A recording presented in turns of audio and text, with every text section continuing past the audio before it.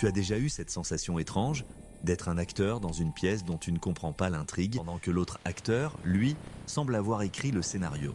Et il a toujours un coup d'avance. Ce n'est pas de la paranoïa, c'est de l'épuisement mental. Tu te retrouves à débattre de faits dont tu es certain, mais on te rétorque « ça n'est jamais arrivé ». On te promet la lune pour demain, mais ce demain ne vient jamais. Tu finis par te sentir fou, isolé, comme si ta propre perception de la réalité était une version défectueuse. Pendant ce temps, ton intuition hurle. C'est un signal faible, enfoui sous des couches de doute et de confusion. Mais qu'est-ce que l'intuition, au fond?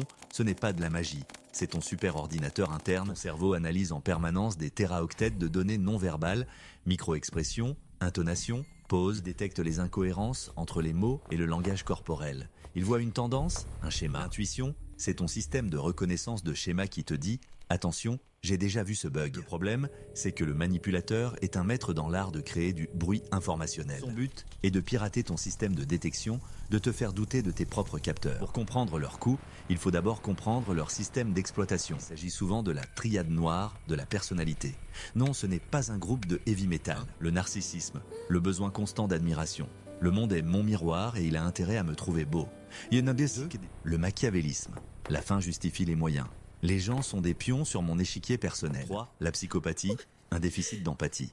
Tes sentiments, c'est un concept intéressant mais ça ne me concerne pas. Leur objectif est simple et terriblement prévisible, le contrôle, les ressources ou la validation de leur ego. C'est là que réside leur plus grande faiblesse. Leur égoïsme les rend répétitifs. Ils utilisent toujours les mêmes applications. Application numéro 1, le gaslighting. C'est l'art de te faire douter de ta propre mémoire. Tu es trop sensible. Tu imagines des choses. L'objectif ? Détruire ta boussole interne pour que la leur devienne ta seule référence. Application numéro 2, le futur fucking. C'est te vendre un futur idyllique basé sur des promesses en l'air. Un jour, quand j'aurai ma promotion, tout changera. L'objectif ? Te garder sous la main avec un investissement minimum, c'est un acompte sur un bonheur qui n'arrive jamais. Application numéro 3, le love bombing. Une idéalisation intense et rapide au début d'une relation. Tu es parfait ? Je n'ai jamais ressenti ça avant. L'objectif ? Créer une dette émotionnelle et un puissant crédit de confiance qu'ils pourront ensuite exploiter à leur guise. Et enfin, une de mes favorites, la salade de mots. Quand tu essaies de les confronter, ils te noient sous un flot d'arguments circulaires, de changements de sujet et de jargon pseudo-intellectuel. L'objectif ? T'épuiser, tu abandonnes, non pas parce qu'ils ont raison, mais parce que tu n'as plus l'énergie de te battre. Alors, comment passe-t-on de la confusion à la clarté? Comment faire ce fameux saut intuitif obscur? Ce n'est pas prédire l'avenir, c'est prédire le scénario. Tu arrêtes de réagir à chaque réplique et tu commences à voir la structure de la pièce. Étape main, la dépersonnalisation, c'est la clé de tout. Comprends bien, ce n'est pas personnel, ce n'est pas contre toi. C'est un programme qui exécute son code. Quand un distributeur automatique te refuse ta boisson, tu ne te dis pas qu'il te déteste. Tu te dis qu'il est en panne ou mal programmé. Et Zakotine applique cette logique. Enlève l'émotion et le schéma devient clair comme de l'eau de roche. Étape 2, le journal des schémas. Ton arme secrète, note les faits, pas les interprétations, simples et directes. Déclencheur, réaction. Exemple, déclencheur, j'ai exprimé un besoin personnel.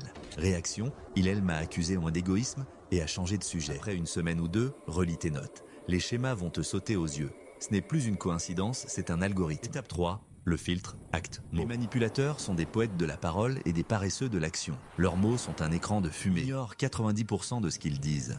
Concentre-toi sur les 10% de ce qu'ils font ou ne font pas. A-t-il dit qu'il t'aiderait? Ou l'a-t-il fait? A-t-elle dit qu'elle changerait? Ou l'a-t-elle fait? La data est dans l'action. Étape 4.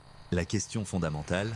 Quel est le but? Avant de réagir émotionnellement à une phrase ou un acte étrange, fais une pause et pose-toi cette question. Quel objectif cette action sert-elle pour lui, elle? Éviter la responsabilité, obtenir de l'attention, me faire sentir coupable. En te concentrant sur leur objectif, tu sors du rôle de la victime et tu deviens un analyste. Tu vois la mécanique, pas le drame. Étape 5.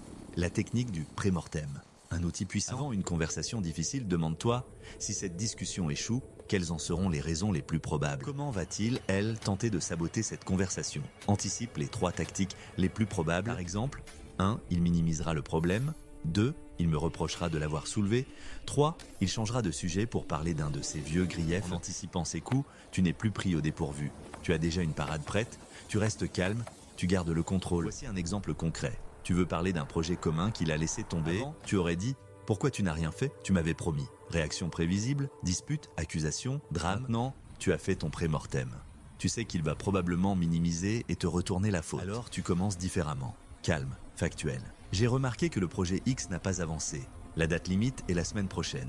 Comment on s'organise? Tu n'accuses pas. Tu énonces un fait et tu proposes une collaboration. Tu lui enlèves ses angles d'attaque habituels. Il sera forcé soit de collaborer, soit d'exposer ouvertement sa mauvaise foi. Dans les deux cas, tu as gagné en clarté. Les techniques ne transformeront pas un manipulateur en saint.